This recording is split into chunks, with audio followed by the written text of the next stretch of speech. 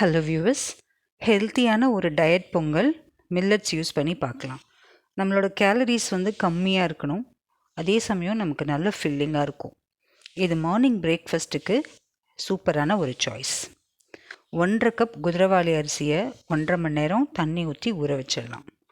இப்போ ஒரு கடாயில் 3/4 கப் 1.5 கப் குதிரவாளிக்கு 3/4 கப் பாசிப்பருப்பு, அதை நம்ம நல்லா பொன்னிறமாக வறுத்துக்க போகிறோம். இதை வறுத்து தனியாக எடுத்து வச்சுக்கலாம். ஒரு சின்ன கடாயில் 1.5 டீஸ்பூன் நெய் கொஞ்சம் சூடானதும்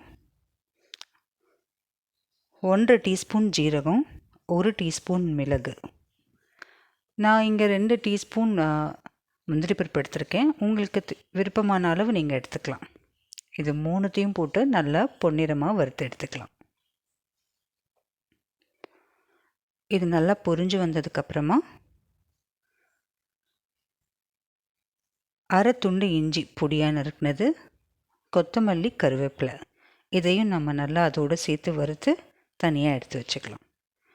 இப்போ அந்த மில்லட் நல்லா ஊறிடுச்சு. குதிரவாளி அரிசி ஊறினதை குக்கரில் மாற்ற போகிறோம். நான் இங்கே பெரிய குக்கர் எடுத்திருக்கேன். 1.5 கப் குதிரவாளி அரிசிக்கு, அதாவது 1 கப்புக்கு 3 கப் தண்ணி. நான் 1.5 கப் அரிசி எடுத்திருக்கேன், அதனால் கிட்டத்தட்ட 4 கப்பு வச்சுருக்கேன். 4 கப் தண்ணி ஊற்றிருக்கேன். 4.25 கப்பு தண்ணி ஊற்றிருக்கேன். அது கூட நம்ம வறுத்து வச்சுருக்க பாசிப்பருப்பை போட்டுக்கலாம். கொஞ்சம் பெருங்காயத்தூள், அரை டீஸ்பூன் மஞ்சத்தூள், இதுக்கு தேவையாக ஒரு 3/4 டீஸ்பூன் உப்பு சேர்த்துருக்கேன். சேர்த்துட்டு இதை நல்லா நாம் 3 விசில் விட்டு இறக்க போகிறோம். தண்ணி ஜாஸ்தி மாதிரி தான் தெரியும், ஆனால் நம்ம ஜாஸ்தி தண்ணி வைக்கலைன்னா பொங்கல் கொஞ்சம் நேரத்துலேயே ரொம்ப ஹார்டாக மாறிடும். அதனால் நீங்கள் தாராளமாக 4 கப்பு 4.5 கப்பு வரைக்குமே கூட தண்ணி வைக்கலாம். தண்ணியாக இருந்தால் ஒன்றும் ஆகாது. கொஞ்சம் நேரம் கழித்து அந்த தண்ணி எல்லாம் அது அப்படியே இறுகிடும். பாருங்கள், இப்போ 3 விசில் வந்துருச்சு.